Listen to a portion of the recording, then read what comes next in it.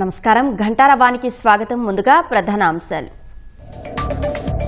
ఏపీలో పెట్టుబడులకు అపార అవకాశాలున్నాయన్న లోకేష్. పరిశ్రమలకు జాప్యం లేకుండా అనుమతిస్తున్నామని వెల్లడి.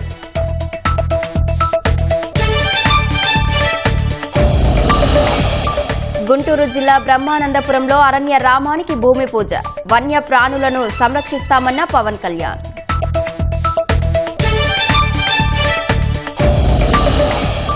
సాయి కృష్ణ అదృశ్యం కేసులో రంగంలోకి దర్యాప్తు బృందం. తల్లి వాంగ్మూలం నమోదుకు అవకాశం.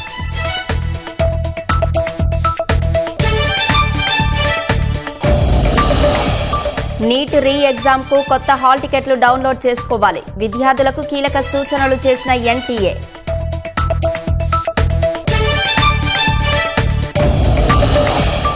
లెబనాన్పై విరుచుకుపడ్డ ఇజ్రాయెల్. వైమానిక రాకెట్ దాడుల్లో 16 మంది మృతి.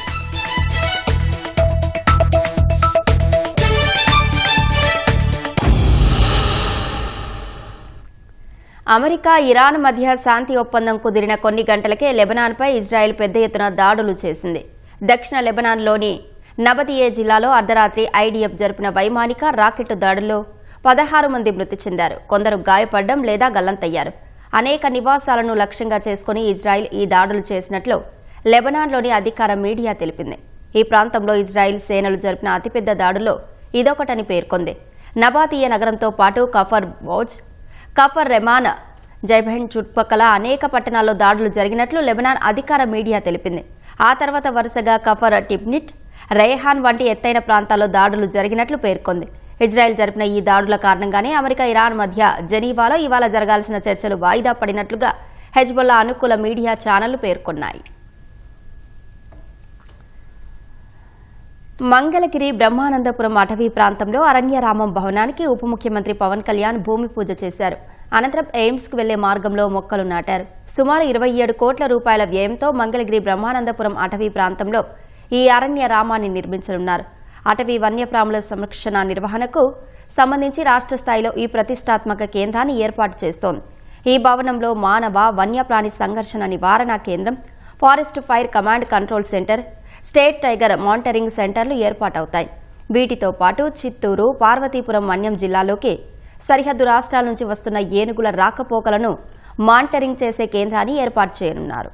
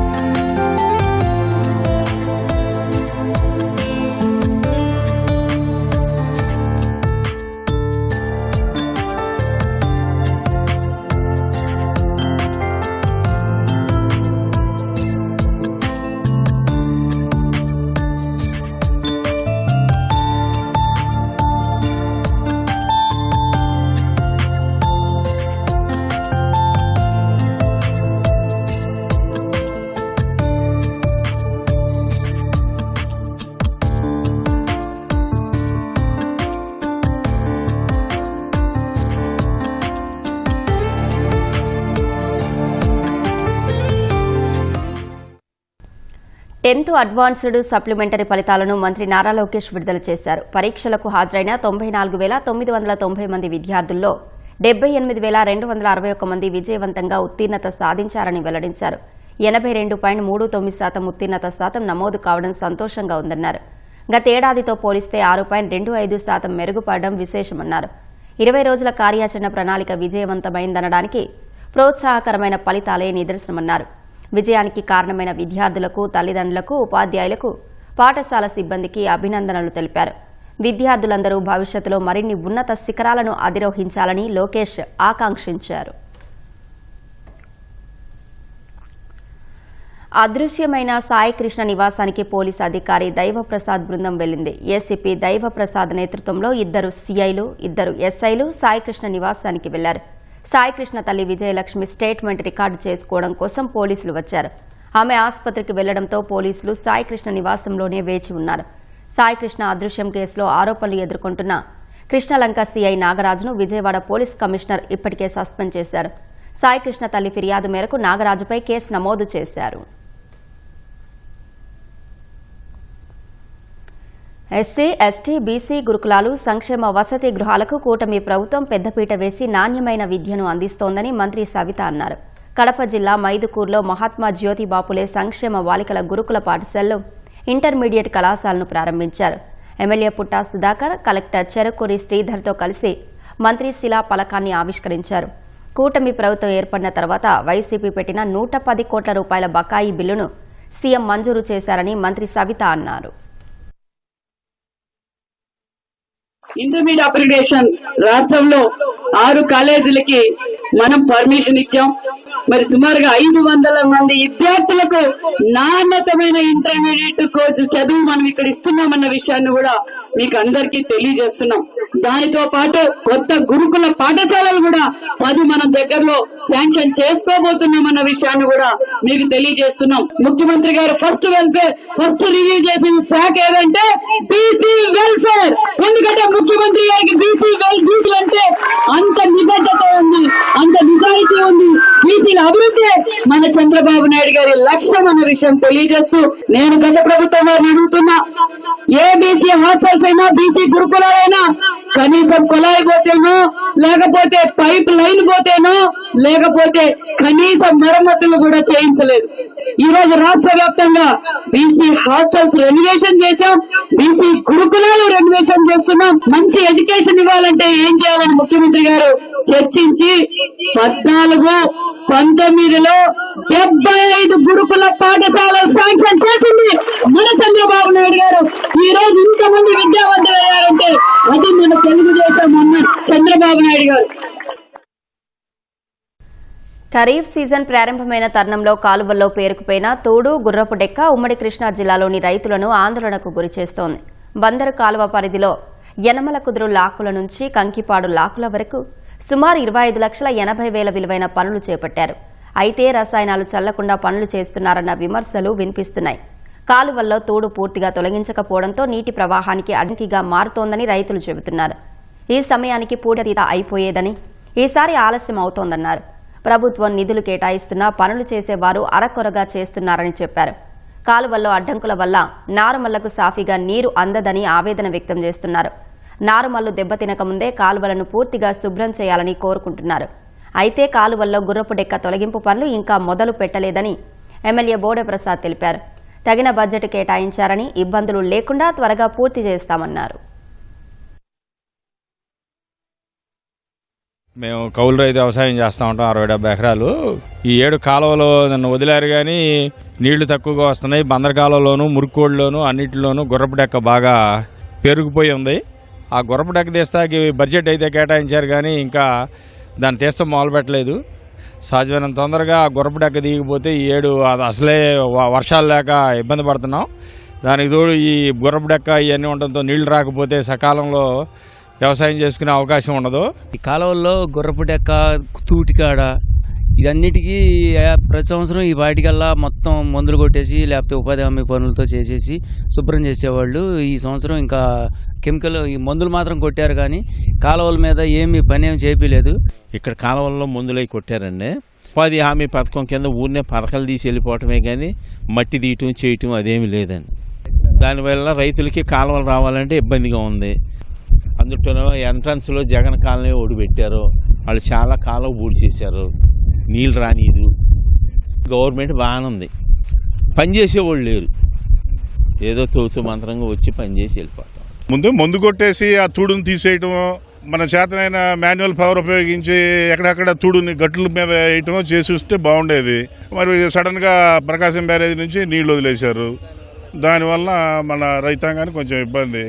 మాకు ఇరిగేషన్ కింద లాస్ట్ ఇయర్ తవ్వాం కాలువలు, ఇవాళ తవ్వాం. రవేస్ కాలువ నుంచి దాదాపు 22 కిలోమీటర్లు వేంపాడు ఛానల్లో, కొయ్యగూరపాడు, మారిడిమాక మొత్తం కూడా తవ్వడం జరిగింది. ఇక్కడ మురుగు డ్రైన్లు ఉన్నాయి చూసారా, వన్నేరు, బడమేరు అవి ఉన్నాయండి.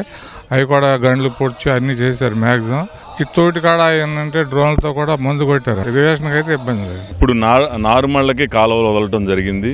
కాలువలు వదిలిన ప్రారంభంలో కాలువలో ఉన్న గుర్రపు డెక్క అంతా కూడా ఈ ప్రెషర్కి అయితే ఒక చాటుకి చేరుకోదు. కాలువ అంతా విస్తరించి ఉంటుంది. ఏదైతే ఫుల్ ఫ్లెడ్జెడ్గా పంటకి నీరు అందిస్తారో అప్పుడు ఆ ఫోర్స్ మీద గుర్రపు డెక్క అంతా కూడా వంతెనల దగ్గర చిక్కుకోవడం జరుగుద్ది. అప్పుడు దానికి తగిన బడ్జెట్ కూడా కేటాయించడం జరిగింది. ఆ బడ్జెట్తో ఎక్కడ ఇబ్బందులు లేకుండా తొలగిస్తూ ఉంటాం.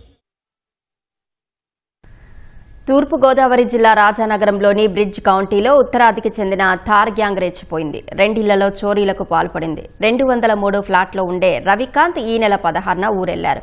18న తిరిగి వచ్చేసరికి ఇంటి ప్రధాన ద్వారం బీరువా కబోర్డు బద్దలు కొట్టి ఉన్నట్లు గుర్తించారు. 123 గ్రాముల బంగారు ఆభరణాలు, 2 కిలోల వెండి వస్తువులు మాయమైనట్లు పోలీసులకు ఫిర్యాదు చేశారు. ఇదే ప్రాంతంలోని శ్యామ్ అనే మరో వ్యక్తి విల్లాలోనూ చోరీ చేశారు. హైదరాబాద్ వెళ్లిన శ్యామ్కు పక్కింటి వారు ఫోన్ చేసి ఇంటి తలుపులు బద్దలు కొట్టి ఉన్నాయని చెప్పారు. వచ్చి చూసేసరికి ఇల్లు, బీరువాలోని వస్తువులు చెల్లాచెదురుగా పడి ఉన్నాయి. 24 గ్రాముల బంగారం, 1100 గ్రాముల వెండి వస్తువులు, 90,000 రూపాయల నగదు అపహరణకు గురైనట్లు పోలీసులకు ఫిర్యాదు చేశారు. దొంగల దృశ్యాలు సీసీ కెమెరాల్లో రికార్డయ్యాయి.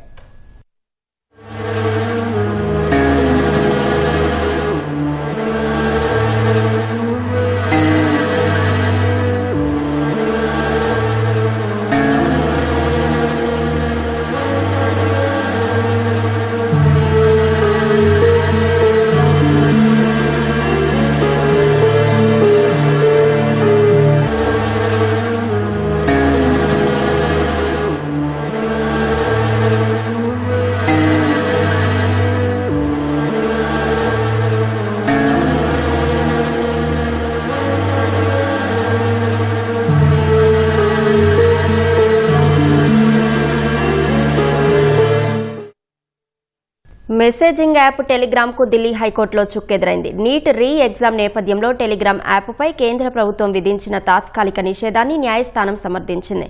కేంద్ర ప్రభుత్వ నిర్ణయాన్ని సవాల్ చేస్తూ టెలిగ్రామ్ యాప్ దాఖలు చేసిన పిటిషన్పై విచారణ జరిపిన ఢిల్లీ హైకోర్టు న్యాయమూర్తి జస్టిస్ తేజస్ కారియా ఈ మేరకు తీర్పు వెలువరించారు. నిషేధం విధించడం తీవ్రమైన చర్యేమీ కాదని స్పష్టం చేశారు. కేంద్రం తీసుకున్న చర్య చాలా చిన్నదన్నారు. టెలిగ్రామ్ సేవలను పూర్తిగా నిలిపివేయాలని ఆదేశించే అధికారం కేంద్రానికి ఉందని న్యాయమూర్తి స్పష్టం చేశారు. నీట్ రీ ఎగ్జామ్ రాసే విద్యార్థులకు ఎన్టీఏ కీలక సూచనలు జారీ చేసింది. ఇప్పటికే అడ్మిట్ కార్డులు డౌన్లోడ్ చేసుకున్న వాళ్లు మళ్లీ చేయొద్దని స్పష్టం చేసింది. విద్యార్థులంతా కొత్త అడ్మిట్ కార్డులు డౌన్లోడ్ చేసుకోవాలని సూచించింది. మే 3 నాటి నీట్ పరీక్ష అడ్మిట్ కార్డులు చెల్లవన్న నేషనల్ టెస్టింగ్ ఏజెన్సీ పరీక్షా కేంద్రాలు మారినందున కొత్త హాల్ టికెట్లు తీసుకోవాలని తెలిపింది. అమెరికా ఇరాన్ మధ్య కుదిరిన ఒప్పందం ఇరాన్ బేషరతుగా లొంగిపోవడంతో సమానమని అమెరికా అధ్యక్షుడు డొనాల్డ్ ట్రంప్ అన్నారు. తన అధికారాలకు ఎలాంటి పరిమితులు ఉండవని యాక్సియోస్ వార్తా సంస్థకు ఇచ్చిన ఇంటర్వ్యూలో పేర్కొన్నారు. వ్యూహాత్మకంగా ఎంతో ముఖ్యమైన హర్ముజ్ జలసంధి మూసివేతతో పాటు ప్రపంచ వాణిజ్య మార్గాలకు అంతరాయం, ప్రపంచ ఆర్థిక వ్యవస్థపై తీవ్ర ఒత్తిళ్లకు కారణమైన అమెరికా ఇరాన్ మధ్య 3 నెలలకు పైగా జరిగిన యుద్ధానికి ఈ శాంతి ఒప్పందం ముగింపు పలికిందని చెప్పారు. ఈ ఘర్షణ పెద్ద ఆర్థిక సంక్షోభంగా మారకుండా నిరోధించడానికే తమ ప్రభుత్వం ఈ ఒప్పందం చేసుకుందని ట్రంప్ తెలిపారు.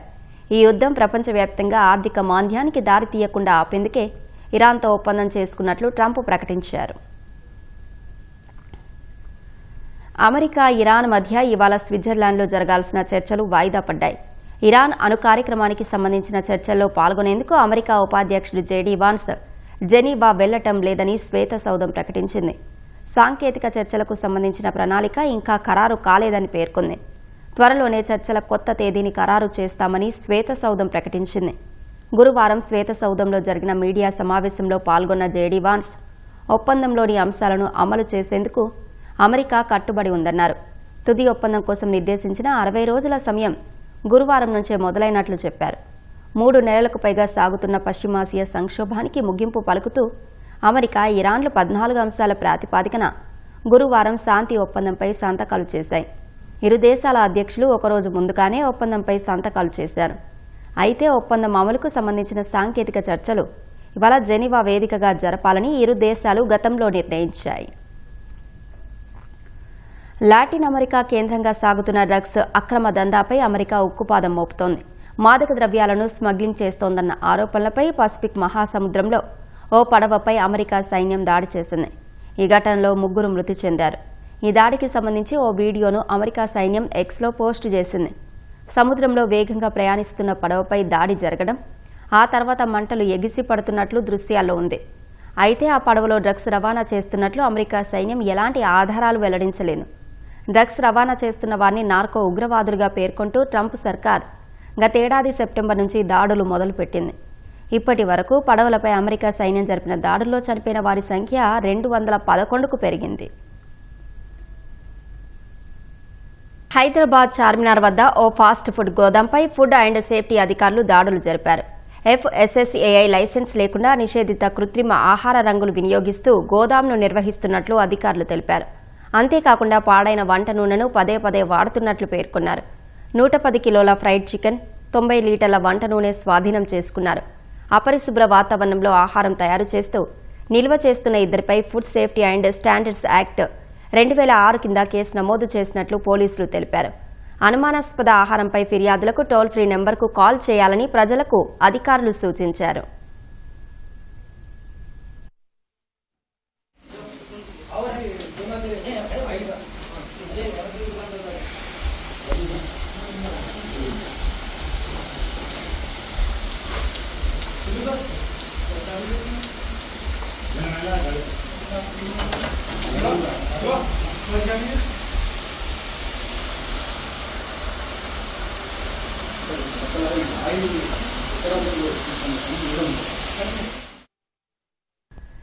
భర్తతో విభేదాలు. శ్రీకాకుళం జిల్లాలో భార్య, 2 పిల్లల్ని బలిగొన్నాయి. అత్తింటి నుంచి అలిగి ఇంటి నుంచి వెళ్లిన పూజ, 2 పిల్లలు రైలు పట్టాలపై శవాలై తేలడం పెను విషాదం నింపింది. అత్తింటి వేధింపు వల్లే ఉసురు తీసుకుందని ఆమె తల్లి ఆరోపిస్తున్నారు. శ్రీకాకుళం జిల్లా పలాస, తాళభద్ర మధ్య రైలు పట్టాలపై తల్లి, 2 పిల్లలతో కలిసి బలవన్మరణానికి పాల్పడింది. పట్టాలపై చెల్లాచెదురుగా పడిన మృతదేహాలను పలాస ప్రభుత్వాసుపత్రికి తరలించిన ఘటనపై పోలీసులు దర్యాప్తు చేపట్టారు. శ్రీకాకుళం జిల్లా భావనపాడుకు చెందిన పూజకు చెలమయ్యపేటకు చెందిన వెంకట్తో 8 ఏళ్ల క్రితం వివాహమైంది. వారికి 5 ఏళ్ల కుమారుడు కుశాంత్, 3 ఏళ్ల కుమార్తె దీక్షిత ఉన్నారు. కుటుంబమంతా విజయవాడలో ఉండేవారు. వెంకట్ భవన నిర్మాణ సంబంధిత పనులకు వెళ్తుండేవారు. వేసవి సెలవుల్లో పిల్లలతో కలిసి చలమయ్యపేట వెళ్లారు. కొన్నాళ్లుగా దంపతుల మధ్య గొడవలు జరుగుతున్నాయి. ఈ క్రమంలోనే గురువారం ఉదయం 10 గంటల ప్రాంతంలో పూజ 2 పిల్లలను తీసుకుని ఇంటి నుంచి బయటకు వెళ్లింది. సాయంత్రమైనా తిరిగి రాలేదు. చీకటి పడే సమయానికి పిల్లలతో కలిసి పలాస రైల్వే స్టేషన్కు చేరుకున్న పూజిత రాత్రంతా స్టేషన్లోనే ఉంది. ఉదయం రైలు వస్తుండగా పలాస, తాళభద్ర మధ్య పట్టాలపై కూర్చుంది. పిల్లలను కూడా గట్టిగా పట్టుకొని కూర్చుంది. అలా రైలు కింద పడి 3 ప్రాణాలు కోల్పోయారు. అత్తతో పాటు తోటి కోడళ్లు వేధింపులు తట్టుకోలేకే బలవన్మరణానికి పాల్పడిందని పూజ తల్లి ఆరోపించారు.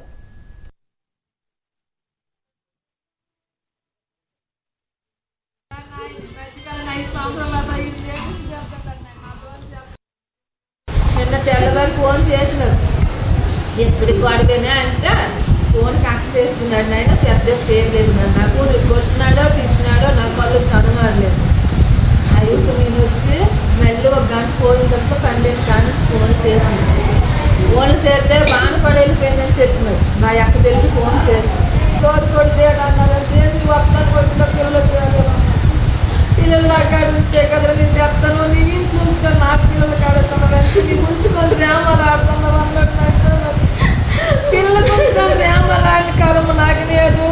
9 మాసాలు పెంచినాను, సముద్రం పెంచినాను, నాకేం పరివాసం లేదు. నాకు 10 గుంటలు అన్నీ అయినా నీ కూతురు నీ ఇంటికి తీసుకుని వెళ్ళిపోమంటే పెళ్లి చేసింది నాకు అందరు ఇంట్లో ఉంచుకోవడానికి, అందరు ఇంట్లో ఉంచడానికి నాయన చెప్పు. ఇప్పుడు ఆ నాయన ఆ ముసలితాయ 3 ఆడపడుచులు ఉన్నారు. ఆ 3 ఆడపడుచులు ఆ ముసలితాయే నా కూతురికి నాశనం చేసినారు. ఆడపడుచులు ఆ ఊర్లో ఉంటారా? ఆ ఊర్లో ఒక దాయి ఉన్నది, శ్రీకాకుళంలో ఒక దాయి ఉంది. ఫోన్లతో చేసి అనిపించినారు నాయన. ఇదే వాళ్ళు పెద్ద ఉంటుంది పక్కాకి వెళ్ళాడు రా నాయన. మీ పాప ఏమైనా మీకు ఫోన్ చేసి చెప్పిందా గొడవ ఎట్ అవుతుందని? మా ఫోన్ సర్వీసుట్లో లేదని నాకు చెప్పింది. అమ్మ ఆడపిల్లలు ఉంది కదా అని గొడవ వస్తే చదువుకోవాలమ్మా నేను అన్నాను. శ్రీకాకుళం జిల్లా కవిటి మండలం పెద్ద కర్రవానిపాలెం సముద్ర తీరంలో గత రాత్రి సుమారు 8 మత్స్యకార కుటుంబాలకు చెందిన బోట్లు, వలలు అగ్నికి ఆహుతయ్యాయి. సుమారు 1.5 కోట్ల మేర ఆస్తి నష్టం వాటిల్లినట్లు బాధితులు వాపోయారు. జీవనాధారమైన బోట్లు, వలలు కాలిపోవడంతో ఉపాధి కోల్పోయామని ఆవేదన వ్యక్తం చేశారు. గతంలో ఎన్నడూ స్థానికంగా ఇలాంటి ఘటన జరగలేదని స్థానిక మత్స్యకారులు చెబుతున్నారు. బాధిత మత్స్యకార కుటుంబాలకు ప్రభుత్వం పరిహారం అందించాలని కోరుతున్నారు.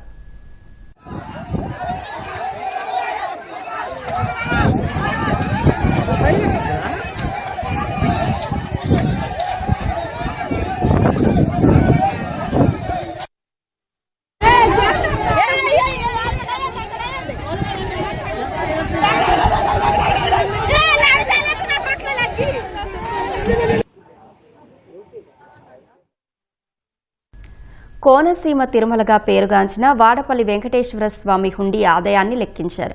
34 రోజులకు గాను 2,44,30,50 రూపాయల ఆదాయం సమకూరిందని డిప్యూటీ కమిషనర్ నల్లం చక్రధర్రావు వెల్లడించారు. 52 గ్రాముల బంగారం, 1 కిలో 588 గ్రాముల వెండి, 18 దేశాలకు చెందిన 77 విదేశీ కరెన్సీ నోట్లు వచ్చినట్లు తెలిపారు.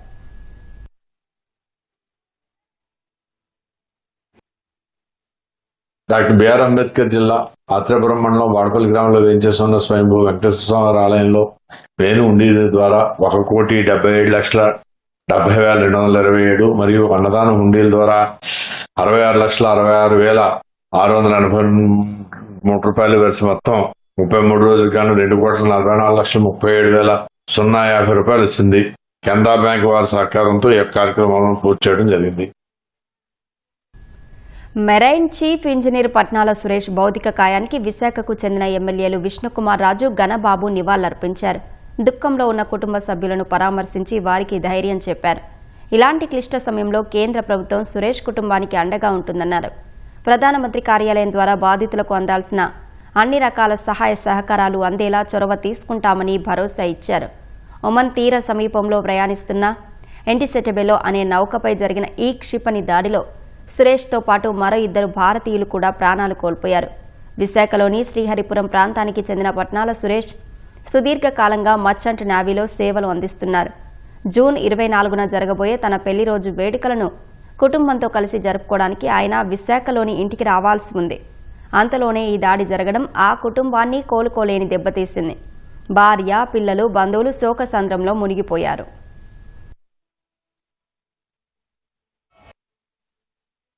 పదో తారీఖు చనిపోయినప్పటికీ బాడీ రిట్రీవ్ అయింది 17వ తారీఖు కాబట్టి డెత్ సర్టిఫికేట్ మీద 17th జూన్ అని చెప్పి వారు పేర్కొనటం జరిగింది. సో ఈ డిస్క్రిపెన్సీ ఉంది అని చెప్పి నాకు భార్గవి గారు, సురేష్ గారు భార్య గారు నాకు చెప్పడం జరిగింది. నేను వెంటనే పిఎంఓ ఆఫీస్ కి మెసేజ్ పంపడం, అక్కడి నుంచి ఏదైతే ఆ షిప్ లో డాక్టర్ గారు లేని మూలాన వారికి బాడీ దొరికింది అఫీషియల్ గా డిక్లేర్ చేసిన డేటే కన్సిడర్ చేయాలి as per the international regulations ప్రకారం అని చెప్పి వారు 17వ తారీఖు అని చెప్పి చెప్పడం జరిగింది. ఎంబసీ వారు కూడా 17th అని ఇచ్చారు. ఇది ఇంటర్నేషనల్ గా చర్చకి వచ్చింది. ప్రధానమంత్రి గారు నరేంద్ర మోడీ గారు కూడా డిస్కషన్స్ వచ్చింది. 3 భారతీయులు ఇరాన్ వార్ లో చనిపోవటము, దాంట్లో పట్నాల సురేష్ గారు ఒకరు.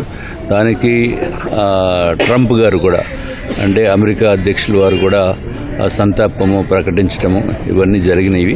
కాబట్టి ఈ పట్నాల సురేష్ గారు కుటుంబానికి తప్పనిసరిగా ఏ అవసరం వచ్చినా మేము అండగా ఉంటామని చెప్పి మేము తెలియజేసుకుంటున్నాం. సురేష్ గారు ఒక చాలా మంచి ఇంజనీర్గా గ్లోబల్గా రాణించినటువంటి వ్యక్తి. ఒక టాప్ ఇంజనీర్ని మన దేశం కోల్పోయింది, మన ప్రాంతం కోల్పోయింది అనేటువంటి భావం. ఆ కుటుంబానికి ఎంతో లాసు. డెఫినెట్గా చిన్న పిల్లలు ఉన్నారు, తీరని లోటు. ఏదేమైనా వారికి సంతాపం తెలియజేస్తూ భవిష్యత్తులో అలాంటి పునరావృతం కాకుండా తీసుకునేటువంటి నిర్ణయాలు ఇటీవల జరగడం కూడా కొంత శుభమరణం. భారతీయులకి రక్షణ కలిగే విధంగా ఈరోజు ఆ సముద్ర తీరంలో ఉండాలని చెప్పి కోరుతాం.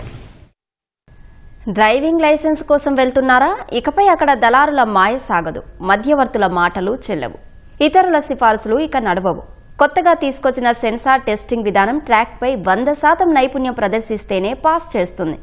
కొత్తగా స్టీరింగ్ పట్టాలనుకునే వారికి అధికారికంగా లైసెన్స్ జారీ చేస్తుంది.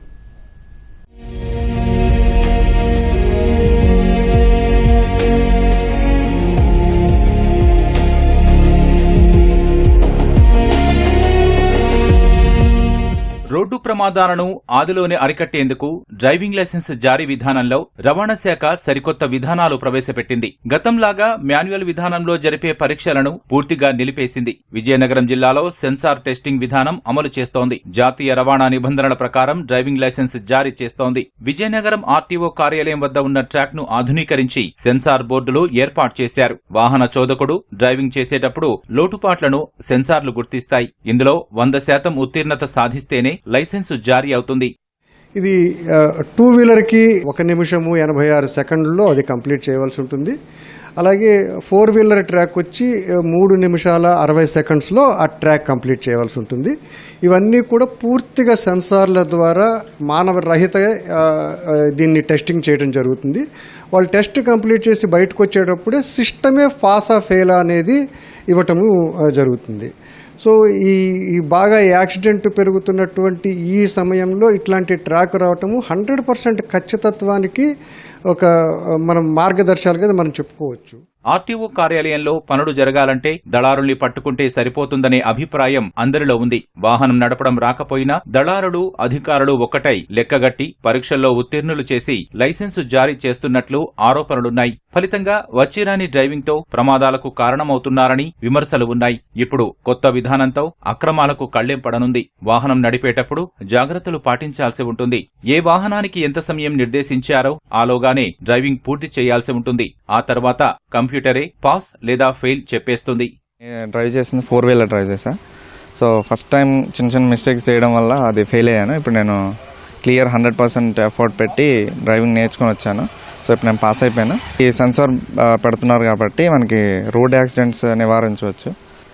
ఈ సెన్సార్ బేస్డ్ అనేది చాలా ఉపయోగపడుతుంది. ఎట్లాంటి బ్యాక్ డోర్ ఇది లేకుండా మనకి 100% డ్రైవింగ్ వచ్చిన వాళ్ళు ఈజీగా ఇది క్లియర్ చేయొచ్చు.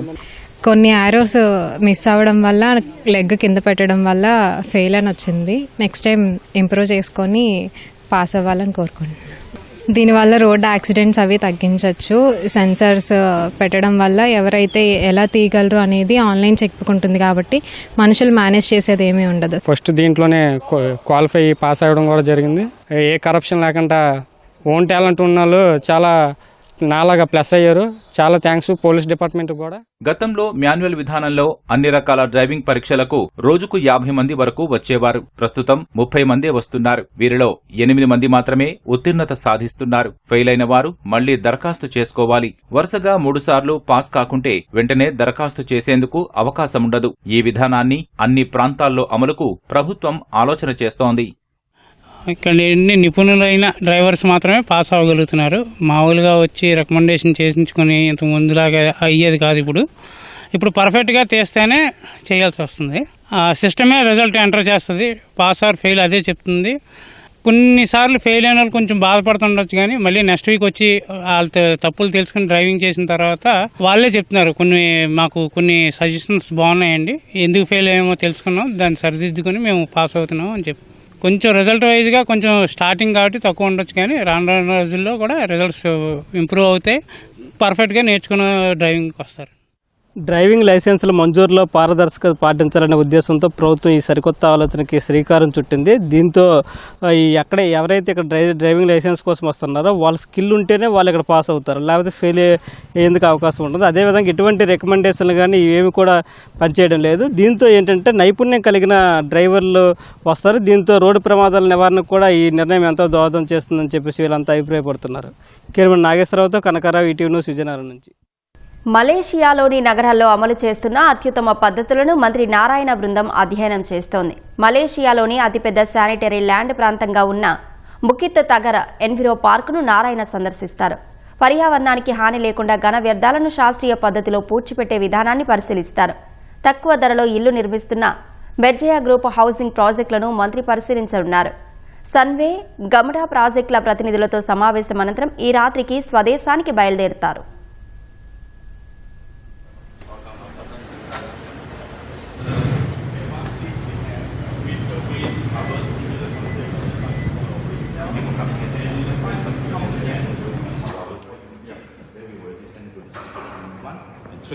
And the triple leachate will thank you for visiting us today. So this is our workplace. So we have this the whole Kitaga house. We are receiving about 8,000 tons from Kuala Lumpur.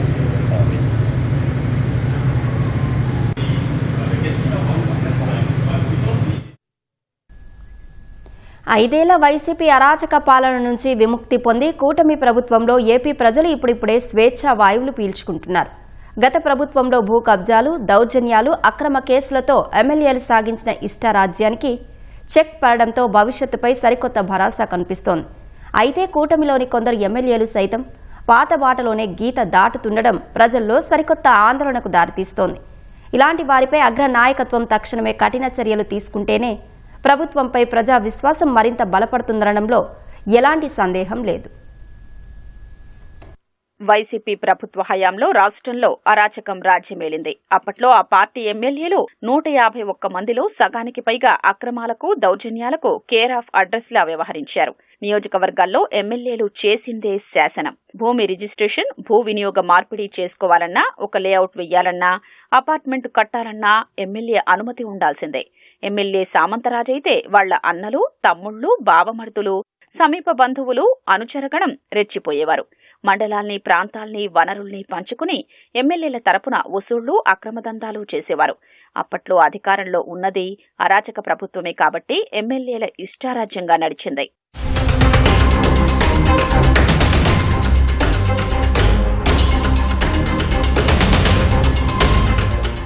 YCP ప్రభుత్వంలో చాలా మంది ఎమ్మెల్యేలు దౌర్జన్యాలు, అక్రమ కేసులు, భూ కబ్జాలతో ప్రజల్ని తీవ్రంగా వేధించారు. ప్రతిపక్ష పార్టీల వారు, రాజకీయ ప్రత్యర్థులు తమ అరాచకాల్ని ప్రశ్నించిన వారి భూముల్ని నిషేధిత జాబితాలో పెట్టించారు. ప్రభుత్వ భూములు, 2 వర్గాల మధ్య వివాదాల్లో ఉన్న భూముల్ని బెదిరించి, భయపెట్టి స్వాధీనం చేసుకున్న ఘటనలు చాలా జరిగాయి. అప్పట్లో ఉత్తరాంధ్ర వైసీపీ ఇన్ఛార్జిగా డిఫాక్టో సీఎంగా వ్యవహరించిన నాయకుడు చేసిన అరాచకాలు అన్నీ ఇన్ని కాదు.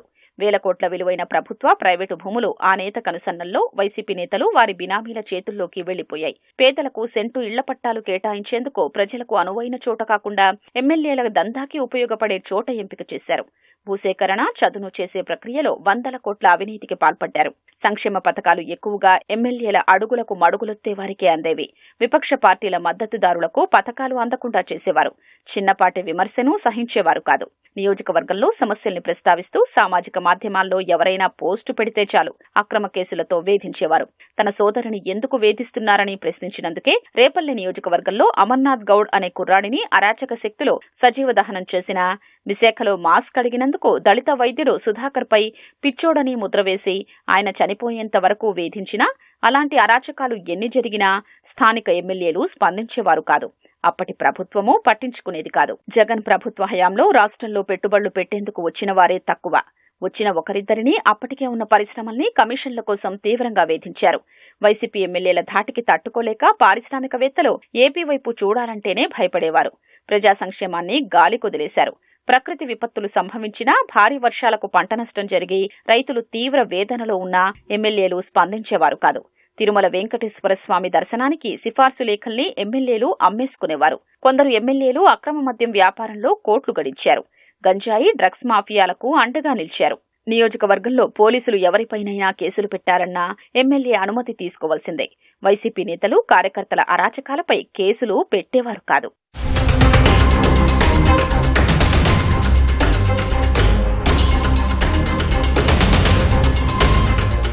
2024లో కూటమి అధికారంలోకొచ్చాక ప్రజలు స్వేచ్ఛావాయువులు పీల్చుకున్నారు. ప్రభుత్వ అరాచకం లేకపోవడంతో నిర్భయంగా బతుకుతున్నారు. ల్యాండ్ టైటిలింగ్ యాక్ట్ వంటి వివాదాస్పద చట్టాల్ని కూటమి ప్రభుత్వం రద్దు చేయడంతో తమ భూములు ఎక్కడికి పోవన్న భరోసా వారిలో కలిగింది. ప్రభుత్వం నుంచి అక్రమ కేసులు, నిర్బంధాలు లేకపోవడంతో ప్రజలు స్వేచ్ఛగా అభిప్రాయాలు వెల్లడిస్తున్నారు. సామాజిక మాధ్యమాల్లోనూ స్వేచ్ఛగా గళం వినిపిస్తున్నారు. వారంలో ఒకరోజు ఎమ్మెల్యేలు ప్రజల నుంచి విధిగా అర్జీలు స్వీకరించారని పార్టీ నిబంధన పెట్టి అమలు చేయిస్తోంది. భూ కబ్జాలు, దౌర్జన్యాలు తగ్గాయి. శాంతి భద్రతలకు ప్రభుత్వం అత్యధిక ప్రాధాన్యమిస్తోంది. ఎవరైనా తప్పు చేస్తే తమ పరా భేదం లేకుండా కఠిన చర్యలు చేపడుతోంది. కూటమి ప్రభుత్వంలో అంతా సజావుగా ఉన్నా రాష్ట్రంలో అక్కడక్కడ దాదాపు 10 మంది ఎమ్మెల్యేలు మాత్రం గీత దాటుతున్నారు. విశాఖలో మద్యం సిండికేట్ మొత్తం తన కనుసన్నల్లో నడిపే ఎమ్మెల్యే ఒకరైతే, ప్రైవేటు ట్రావెల్ బస్సుల నుంచి పార్కింగ్ ఫీజు వసూలు చేస్తున్న ఎమ్మెల్యే మరొకరు. అటవీ శాఖ సిబ్బందిని కొట్టి అపహరించిన ప్రజాప్రతినిధి ఒకరైతే, ఆర్వో వాటర్ ప్లాంటుపై ప్రశ్నించినందుకు సొంత పార్టీ కార్యకర్తను చెంపదెబ్బ కొట్టిన ప్రజాప్రతినిధి మరొకరు. తాను చెప్పినన్ని ఉద్యోగాలు ఇవ్వలేదని ఎస్పీ ఆఫీస్ బాత్రూంలో తనను తాను నిర్బంధించుకున్న ఎమ్మెల్యే మరొకరు. ఇలా 10 మంది వరకు అరాచక శక్తులుగా మారేందుకు ప్రయత్నిస్తున్నారు. రాయలసీమలో 2-3 ఎమ్మెల్యేలు పట్టపగ్గాలు లేకుండా వ్యవహరిస్తున్నారు. ఒక ఎమ్మెల్యే చికెన్ షాపుల నుంచి మామూళ్లు వసూలు చేస్తున్నారు. ఒకరిద్దరు ఎమ్మెల్యేల అనుచరులు టోల్గేట్ దగ్గర ఆపిన సిబ్బందిపై చేయి చేసుకున్నారు. కూటమి ప్రభుత్వంలో దారి తప్పుతున్న ఎమ్మెల్యేలు చాలా కొద్ది మంది అయినా దాన్ని ఇప్పుడే నియంత్రించకపోతే ఆ జాడ్యం క్రమంగా ఇతరులకు పాకే ప్రమాదముంది. కొద్దిమంది ఎమ్మెల్యేల దుష్ప్రవర్తన వల్ల ప్రజలు ఇబ్బంది పడ్డంతో పాటు దాని ప్రతికూల ప్రభావం పార్టీ ప్రభుత్వంపైన పడుతుందన్న భయం టీడీపీ శ్రేణుల్లో ఉంది. అరాచక శక్తులుగా మారేందుకు ప్రయత్నిస్తున్న ఎమ్మెల్యేలపై అగ్రనాయకత్వం కఠినంగా వ్యవహరించాలి. టీడీపీ ఎమ్మెల్యేలు క్రమశిక్షణతో మెలుగుతారన్న భావన ప్రజల్లో స్థిరంగా ఉండాలంటే గీత దాటుతున్న వారిపై చర్యలకు వెనుకాడకూడదు. ఇదే పరిస్థితి కొనసాగితే ఉపేక్షించబోనన్న స్పష్టమైన సందేశాన్ని వారికివ్వాలి. అప్పటికీ దారికి రాకపోతే కఠిన చర్యలకు వెనకాడకూడదు. ఎమ్మెల్యేలు ప్రజలకు ఎక్కువగా అందుబాటులో ఉంటూ సామాన్యుల సమస్యల పరిష్కారంపై దృష్టి పెట్టేలా చూడాలి. నియోజకవర్గ అభివృద్ధికి, సంక్షేమ కార్యక్రమాల్ని అర్హులందరికీ చేరేలా ఎమ్మెల్యేల్ని బాధ్యుల్ని చెయ్యాలి. కూటమిలోని మిగిలిన పార్టీల అగ్రనాయకత్వాలు కూడా తప్పు చేస్తున్న వారి ఎమ్మెల్యేల్ని దారికి తెచ్చేందుకు చొరవ తీసుకోవాలి. వైసీపీ హయాంలో జరిగిన మద్యం రవాణా కుంభకోణం సొమ్ము మాజీ మంత్రి కారుమూరి నాగేశ్వరరావు కుమారుడు సునీల్కు చేరిందని ఈడీ దర్యాప్తులో స్పష్టమైంది.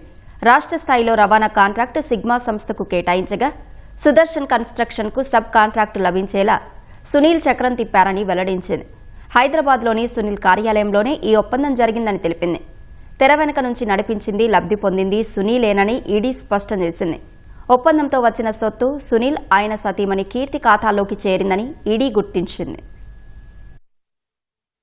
జగన్ హయాంలో జరిగిన మద్యం రవాణా కుంభకోణంలో కొల్లగొట్టిన 195 కోట్లలో కొంత మొత్తం వైసీపీ నేత మాజీ మంత్రి కారుమూరి నాగేశ్వరరావు కుమారుడు ఏలూరు లోక్సభ నియోజకవర్గం నుంచి గత ఎన్నికల్లో వైసీపీ అభ్యర్థిగా పోటీ చేసిన కారుమూరి సునీల్ జేబుల్లోకి చేరినట్లు ఈడీ దర్యాప్తులో వెల్లడైంది. ఆంధ్రప్రదేశ్ బెవరేజెస్ కార్పొరేషన్ లిమిటెడ్ డిపోల నుంచి ప్రభుత్వ దుకాణాలకు మద్యం రవాణా చేసే కాంట్రాక్టును వైసీపీ ముఠా తొలుత వారి ముసుగు సంస్థలైన Sigma Supply Chain Solutions Private Limited, Prasad Transports కు కట్టబెట్టింది. సిగ్మా నుంచి తన ముసుగు సంస్థ అయిన సుదర్శన్ కన్స్ట్రక్షన్ కు సబ్ కాంట్రాక్టు లభించేలా సునీల్ చక్రం తిప్పారని తేలింది. సిగ్మా, సుదర్శన్ కన్స్ట్రక్షన్ సంస్థల మధ్య సబ్ కాంట్రాక్టు ఒప్పందం కూడా హైదరాబాద్ లోనే సునీల్ కార్యాలయంలోనే జరిగినట్లు నిర్ధారణైంది. వల్లు సందీప్ అనే వ్యక్తికి చెందిన సుదర్శన్ కన్స్ట్రక్షన్ పేరిట సునీలే మద్యం రవాణా సబ్ కాంట్రాక్టు తీసుకున్నారని ఈడీ గుర్తించింది. ఇలా వచ్చిన డబ్బులో 85% సునీల్, ఆయన భార్య కీర్తికి చేరినట్లు దర్యాప్తులో తేల్చింది. కొంత మొత్తం వారి ఖాతాల్లోనే నేరుగా, మరికొంత హవాలా లావాదేవీల ద్వారా అందినట్లు నిర్ధారణైంది.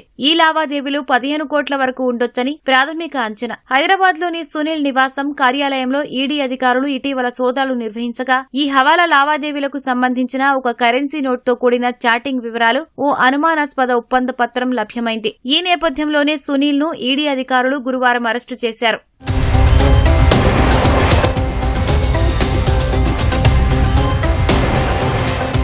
జాయింట్ కలెక్టర్ల నేతృత్వంలోని జిల్లా స్థాయి కమిటీలు జిల్లాల్లో రవాణా కాంట్రాక్టును ఖరారు చేసినప్పుడు ఒక్కో మద్యం కేసుకు రవాణా ఛార్జీల కింద 19.68 చొప్పున చెల్లించేవారు. ఆ విధానాన్ని రద్దు చేసి బెవరేజెస్ కార్పొరేషన్ స్థాయిలో కాంట్రాక్టులు ఖరారు చేశాక ఒక్కో కేసుకు 35.57 చొప్పున చెల్లించారు. ఇలా 195.33 కోట్లు దోచుకున్నారు. ఈ మొత్తం కుట్రకు రాజకేశ్రెడ్డి రూపకల్పన చేశారు. బెవరేజెస్ కార్పొరేషన్ అప్పటి ఎండీ వాసుదేవరెడ్డిని దీని అమలులో కీలకంగా వ్యవహరించారు. సిగ్మా, ప్రసాద్ ట్రాన్స్పోర్ట్స్ కంపెనీలను రికార్డుల్లో చూపించారే తప్ప వాటి పేరుతో ఈ కాంట్రాక్టు బాధ్యతలు నిర్వహించింది, లబ్ధి పొందింది రాజకేశ్రెడ్డి, వాసుదేవరెడ్డి ఇతరులే. రాష్ట్ర స్థాయిలో రాజకేశ్రెడ్డి, వాసుదేవరెడ్డిలు చక్రం తిప్పగా ప్రాంతీయ స్థాయిలో కారుమూరి సునీల్ ఈ కుంభకోణం ద్వారా లబ్ధి పొందినట్లు ఈడీ దర్యాప్తులో తేలింది. అప్పట్లో మంత్రిగా ఉన్న సునీల్ తండ్రి కారుమూరి నాగేశ్వరరావు అధికారిక హోదాను అడ్డం పెట్టుకుని ఈ సబ్ కాంట్రాక్టు తమ పరం చేసుకున్నట్లు ఈడీ గుర్తించింది. అందుకే ఆయన్ను విచారణకు పిలిపించింది. మద్యం రవాణా కుంభకోణంపై సిట్ దర్యాప్తు చేస్తుందని గుర్తించిన వెంటనే సిగ్మాతో సుదర్శన్ కన్స్ట్రక్షన్ ఒప్పందం కుదుర్చుకోగా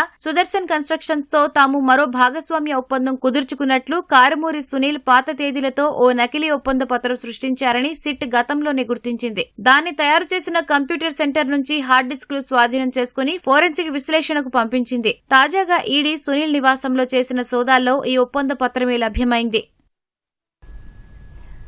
విద్యుత్తు ఆదాలో విజయవాడ రైల్వే డివిజన్ ముందంజలో ఉంది. ఏటా లక్షల యూనిట్లు ఉత్పత్తి చేస్తూ ఆదర్శంగా నిలుస్తోంది. దేశంలోనే అత్యంత ఎక్కువ కెపాసిటీతో సౌరశక్తి ప్లాంట్ ఏర్పాటు చేసి విజయవాడ రైల్వే స్టేషన్ మరో ఘనత సాధించింది. ఏడాదికి సుమారు 5 లక్షల యూనిట్లు తయారు చేసి వినియోగించుకుంటుంది. సౌర విద్యుత్ ఉత్పత్తి ద్వారా సుమారు 4 లక్షల కేజీల కార్బన్ డయాక్సైడ్ వాతావరణంలో కలవకుండా పర్యావరణానికి మేలు చేస్తున్నారు.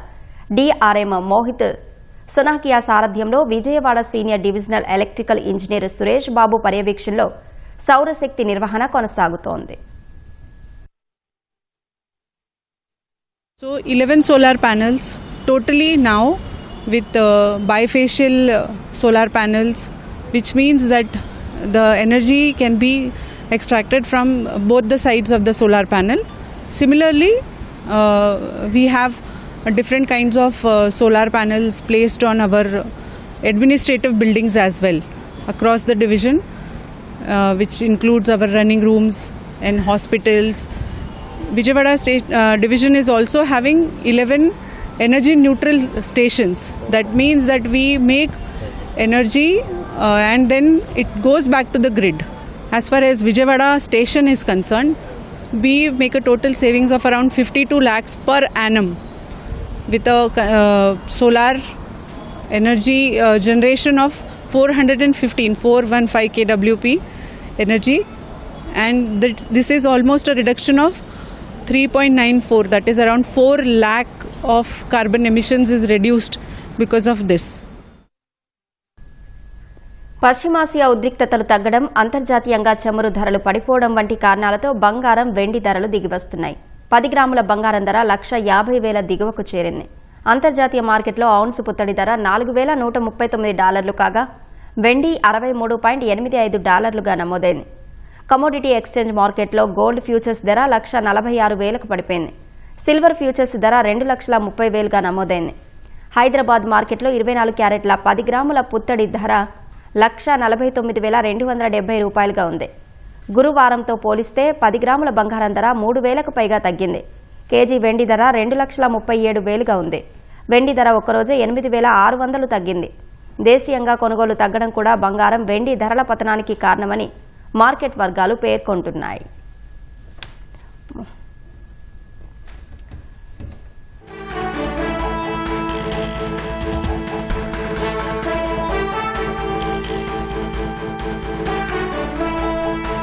నీట్ రీ ఎగ్జామ్కు లైన్ క్లియర్ అయింది. జూన్ 21న రీటెస్ట్పై సుప్రీంకోర్టులో పలువురు అభ్యర్థులు పిటిషన్లు వేశారు.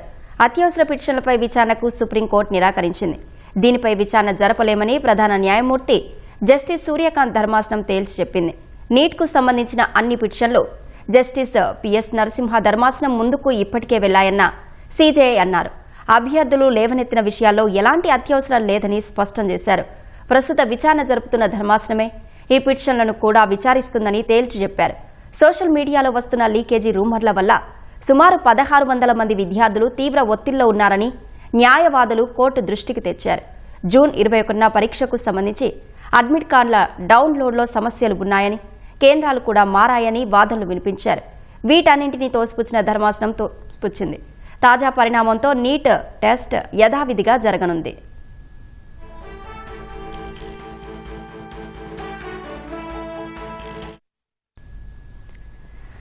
మహాలక్ష్మి లాంటి ముగ్గురు అమ్మాయిలు ఇంటిలో సందడి చేస్తూ తిరగాల్సిన వారిని కన్న తండ్రే కడతేర్చాడు. ముగ్గురికి విషమిచ్చి చంపేశాడు. ఆపై తాను బలవన్మరణం చెందాడు. ప్రకాశం జిల్లా చీమకుర్తి మండలం కేవి అగ్రహారం గ్రామంలో ఈ దారుణం జరిగింది. భార్య వదిలేసి వెళ్లిపోవడంతోనే అతడు ఈ దారుణానికి ఒడిగట్టాల్సి వచ్చిందేమోనన్న అనుమానాలు వ్యక్తమవుతున్నాయి. అసలు కారణం తెలుసుకునేందుకు పోలీసులు రంగంలోకి దిగారు.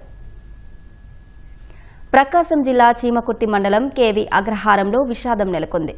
సుధాకర్ అనే వ్యక్తి తన ముగ్గురు కుమార్తెలకు విషమిచ్చి చంపేయడం అందరినీ కలిచివేసింది. 13 ఏళ్ల అచ్యుత, 11 ఏళ్ల పూజిత, 8 ఏళ్ల లోకితాశ్రీ మృతి చెందారు. పిల్లలను నిద్రలేపమని ఉదయం సుధాకర్కు ఆయన తల్లి చెప్పింది. అయితే అప్పుడే కాదు, కాసేపు నిద్రపోతారులే అని చెప్పి సుధాకర్ బయటకు వెళ్లినట్లు అతడి తల్లి తెలిపారు. ఆ తర్వాత కాసేపటికి పిల్లలను నిద్రలేపే ప్రయత్నం చేయగా ముగ్గురు కూడా విగత జీవులుగా కనిపించినట్లు ఆమె వాపోయారు. కుమారుడు సుధాకర్ కోసం వెతుకుతుండగా అతడు కూడా చెట్టుకు ఉరేసుకుని ఆత్మహత్య చేసుకున్నట్లు గ్రామస్తులు గుర్తించి ఆమెకు తెలియజేశారు. సుధాకర్ భార్య అతడికి దూరంగా ఉంటున్నట్లు గ్రామస్తులు తెలిపారు. సంగతి అని అన్నారు. తెల్లారినాక అబ్బాయి వెళ్ళిపోయాడంట. వీళ్ళు ముగ్గురు మనసుమే బండేసి వాళ్ళ అమ్మని లేబాకండి పడుకుంటారు, నేను టిఫిన్ తెస్తానని వెళ్ళిపోయాడంట. వెళ్ళిపోయి ఇంకా ఆ చెట్టు కూరేసుకున్నాడు. ఏందని వాళ్ళమ్మ కంచేపు ఆగినాక పిల్లలను లేవగొడితే పిల్లలు లేవలేదంట. అప్పుడు ఇంటి పక్కన వాళ్ళని పిలిస్తే చచ్చిపోయి ఉన్నారు. అప్పుడు ఈడి పిల్లలు వాడిపోయిండని వీళ్ళు దేవులు ఆడారు. దేవులాడితే ఏరే వాళ్ళు బయటికి లెట్టనకి వెళ్ళారు. అటు పిల్లకాయలు ఆ చెట్టుకి ఏదో ఎలా ఆడుతుంది, ఎవరు ఎలా ఆడుతున్నా నలుగురు తెలిసింది. అందరూ వెళ్ళి ఈడు ఎదువరకు పిల్లకాయలు బస్సుకి వెళ్ళేవాడు. బరుగుడ్లు ఉన్నాయి, మేత తెచ్చుకుంటున్నారు, మేపుకుంటున్నారు, బస్సుకి వెళ్తున్నాడు. ఈ మధ్యకాలంలో మళ్ళీ ఏదో ఒక నెల నుంచి ఏమో కోరికి వెళ్తున్నాడంట. డైలీ కోరికి వెళ్ళి వస్తున్నాడు. బరుగుడ్లు కూడా మొన్న అమ్మారు ఈ దగ్గరలో. అంచుకుని తప్పులు లేకుండా ఏముండవు. అప్పుల వాళ్ళు ఎవరు వచ్చి అడిగిన వాళ్ళు లేరు, మాకైతే తెలియదు. ఊళ్ళో ఎవరన్నా నీ బట్టోలే అప్పు ఇవ్వాలి అది ఇదని గొడవ అవుతుంటే మనకు తెలిసిద్ది. ఆ వ్యవహారం ఎవరికి తెలియదు. ఇంకా వాళ్ళ అప్పులు లేకుండా మనుషులు అంటే అప్పు లేని వాళ్ళు ఎవరు ఉంటారండి? అందుకని ఈ పని చేసుకుంటారా? వాళ్ళ భార్య భర్తలకి ఏదో కుదరలేదన్నారు. అమ్మాయి 3 సంవత్సరాలు అయింది వెళ్ళిపోయి. మళ్ళీ మధ్యలో ఒకసారి అమ్మాయి వచ్చింది నా పిల్లలు కావాలని.